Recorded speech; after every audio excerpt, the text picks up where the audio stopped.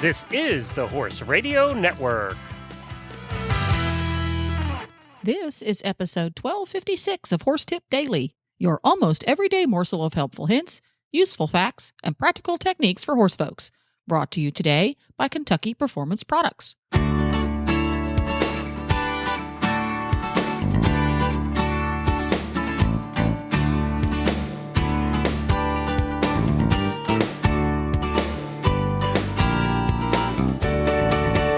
Greetings, horse people. Coach Jen here, and thanks for tuning in to Horse Tip Daily. Today's tip is an excerpt from the monthly jumping episode on Horses in the Morning. Show co-hosts Glenn and Emily Thompson from Equestrian are having a chat about the importance of, and an efficient way to accomplish, good leading skills for every horse. And we'll get right to our tip after this from Kentucky Performance Products. How is Summer Games different from other electrolyte products? Summer Games Plus contains the same electrolyte formulation as Summer Games Electrolyte, which was originally formulated for the horses competing at the 1996 Olympics. The formulation was based on the results of research conducted in anticipation of the Games, which were held in Atlanta, Georgia, known for its hot, humid summers. Summer Games mimics the composition of equine sweat, supplying the horse with the exact amounts and ratios of electrolytes relinquished in sweat. Summer Games Plus contains no sugar like many popular commercial electrolyte supplements. Summer Games Plus also contains a buffering agent that helps create a soothing gastric environment. This is especially important for horses subjected to the stresses often related to top performance, such as exertion, transportation, and unfamiliar stabling atmospheres. Ask for Summer Games and Summer Games Plus electrolytes at your local tack and feed supplier or visit kppusa.com. Now, on with today's tip. Well, before we wrap for today, do you want to leave everybody with a quick training tip? Okay. We will do probably my most used training tactic of the last circus couple of weeks that I've had. Too many horses. I've got stallions, 3 stallions, 2 brood mares in the mix, which is never the same sort of handling you're trying techniques. To have babies, and then it's perfect. But and that's what we're doing. There's actually been some breeding happening as well, but you just to have that many different kinds of horses in the mix, we've got, older 11, 12-year-old show horses, which are, you can just walk on the buckle, down to 4-year-old stallions, standing on their hind legs, horses that haven't been in a wash rack in 5 years because they're brood mares. We've got it all over the board. So what I think is a really good training tip, just as ground management, working with horses, period, there's one thing that is always the same, whether you have a show horse or you have a breeding horse, a stallion, whatever, and that is how they walk on the lead.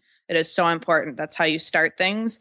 I think some people get a little bit over ambitious and they want to use the lip chain, the stud chain, and it's more power, more force, and that's just not really the way. You want the horses to be responsive on your fingertips like an older horse. Even if it's a brood mare, you're not going to get to it the first day perfectly, but you start the process, and the process is when they come out of that stall, they walk by your shoulder. Their shoulder is by your shoulder.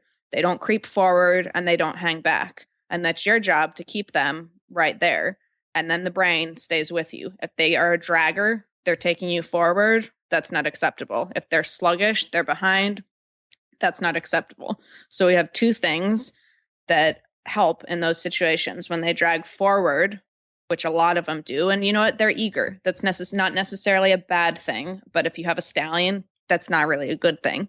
They need to stay at your shoulder. So going with the horse that wants to go forward, I always like to use the end of my lead rope, and I can swing it just a little bit on the front. If he gets too far forward, it just catches their attention and it keeps them back. Very little force. I don't yank on the stud chain and yell and lose track. The horses that want to go forward, they want to a lot of times cut in front of you and, run a circle around you or do something stupid. That's not acceptable ever. So the lead rope, you can swing it a little bit, catch the attention. If they go to cut in front of you, raise your hand. Raise your hand up in the eye, right in the face. Nope, you can't come across. You never let that horse come across you. The shoulder stays at your shoulder. That takes a little bit of time. They always want to come to the left in front of you because they feel that pressure. So consequently, when you're going anywhere, you turn that horse away from you. You don't ever let him turn towards you, he or she, depending on how wild they are is how strong you have to be, maybe with the lead rope, with the hand. Maybe you use a little bit of voice, but whenever you're turning, you use the hand, pick it up in the eye if you need to, create sort of a visual pressure, and you turn the horse away from you always. Now, for the horse that comes back, that's sometimes a little bit more difficult. Maybe they're spooky, maybe they are just slow, whatever it is. We have many different behavioral issues. You kind of can do the same thing with the lead rope in some instances. Maybe somebody who's just a touch sluggish. I like those long lead ropes. I don't always use a chain. It's not always about, manhandling them. You got to be smarter, not stronger. And then you get a horse that's responsive and light rather Says than the girl that's 5'2", about 90 pounds. You should see my stallion. Wait till you see Hail Glory. I mean, the dude is like a Budweiser Clydesdale. And he does not have a stud chain, I will tell you. He live cover breeds, and he's the best behaved of the bunch. Everybody else at this stage is rogue. We're in serious training. But I've had him the longest, and he's a good boy anyways. But yeah, I mean, I'll never win. It's not about strength. So these ones, they want to get a little bit behind. You've got a long lead like that. You can actually, without them realizing that it's you can give a little cluck, a smooch, whatever, and swing that lead rope around. You can tap them on the hocks, tap them on the hip. Go forward. And then they're right by the shoulder. You do not want them behind or forward, really ever, because the brain's not in the right place. They've got to be right there. Then if you've got one that's spooky, then that gets a little bit more, you got to have a little more touch with that horse, because you can't just smack it, tap it to get it to go forward. Sometimes the baby horses, the brood mares, they haven't been handled so much. They really do get stuck like a baby horse in the brain, and they just, they plant all 4 feet. They can't go forward. So with that horse, what you want to do is you've got to move the feet, always moving the feet. Sometimes, hey, it might actually be backwards. I know they were already going backwards, but the brain, you tell that horse that, I'm moving your feet. We're moving. If you can get it moving away from you with the little hand trick, with the lead rope by the nose, move them away. Generally, if you can just keep those feet moving, the horse is eventually going to come to your side and follow you. But that is key, I would say, with all groundwork. The horse has got to be at your shoulder. The fewer accidents happen. The stallions that strike out, the horses that spook, if they spook and wheel and, they're way out in front of you, like, you're in trouble for sure. If they're way behind you, you're going to lose them. You're going to end up on the wrong side or get the hind end coming around. So that is what I say the most important training tip, really, just in general, all horses, is that walking. How do they walk? And that again builds the foundation for everything else anyway. For everything. Getting them in the wash track. And the most important thing there is respect, right? I mean, it's just, yes. Yeah. And you're together. When you get separated by too much length in the lead, you're not together anymore. Do you think because of your size, and I'm not saying this is a derogatory thing, do you think that because of your size, you're more conscious of that than somebody that's 6'1" like I am? For sure. Absolutely. Because I could get just trampled by one of these big horses, or I'm small enough, I can get knocked over. And I've had it happen before. And let's face it, they're going to knock over the 6'1" guy too. It doesn't matter. I mean, they have it in them for sure. Or at least you're going to get like a bloody nose, or something's going to happen, get stepped on, that you don't want to happen. That stepping on is such a thing too. That's not only do they have to be at your shoulder, but they need to be like a foot off of you. Yeah, both Jennifer and I, when we got her new horse, he does have the personal space issue. Yes. Nigel just didn't understand personal space. He had been turned out in a field for 2 years, and pretty much untouched. And so we both had the black and blue feet after the first week, with him. And Jennifer's going through the same thing. And it's interesting, Jennifer, because you use almost the same technique that Emily uses.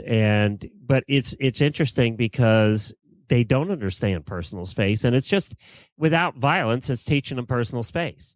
Totally. And like even the babies, like I've got the little filly right now. She's 2 weeks old. I mean, she is all over me. She steps on my feet if I'm not careful. She tries to lean on you. You're just like, all right. I mean, that's a component. They definitely, they have to learn that. That's a learned behavior. So that's, you got to keep them at the shoulder and like a foot off of you. If they're getting too close in your space, their neck, you can kind of control them by the neck. They're not as strong. So you can even just push them on the neck over. Push them on the shoulder. If I've got one flagging the tail and snorting like a stallion at the show for the first time, like I'll keep my left hand on the rope and then my right fingers in the shoulder. Like, I'm here. Like, don't come over here. Don't go forward. Don't go backwards. And don't come over here. And they stay, they kind of stay in the box. And then they're like, okay, we're doing it together. And it's more of a, a training event rather than like you're dragging the mule somewhere or they're dragging you down the road, or nobody wants that. Very good. Thank you, Emily. Appreciate that. And where can people find you? Well, I am Equestrian, ECEquestrianco.com, or on by Facebook. The way, we saw some Equestrian this weekend. And Did you really? Have you know that one of the Walsh ladies was wearing an Equestrian shirt? Oh, that's right. Yes, she looks so cute in the picture. Yep. Oh, and fun, we saw, fun. Where did we see? One of the riders or somebody was doing Equestrian too. We saw over the weekend. So we did see some of their shirts in the wild. Nice. I love it. Now I have to go next year. Case closed. So we did see him at sequestrian.com and also on Facebook, right? Facebook, Emily Thompson, or The Jumping Radio Show. Well, there you have it. You can find links to today's guests as well as lots more tips at horsetipdaily.com. This podcast was made possible through the generous support of Kentucky Performance Products and listeners like you. Learn how you can help support Horse Radio Network programming and qualify for auditors-only perks by going to horsetipdaily.com and clicking on the Become an Auditor banner on the top of the page.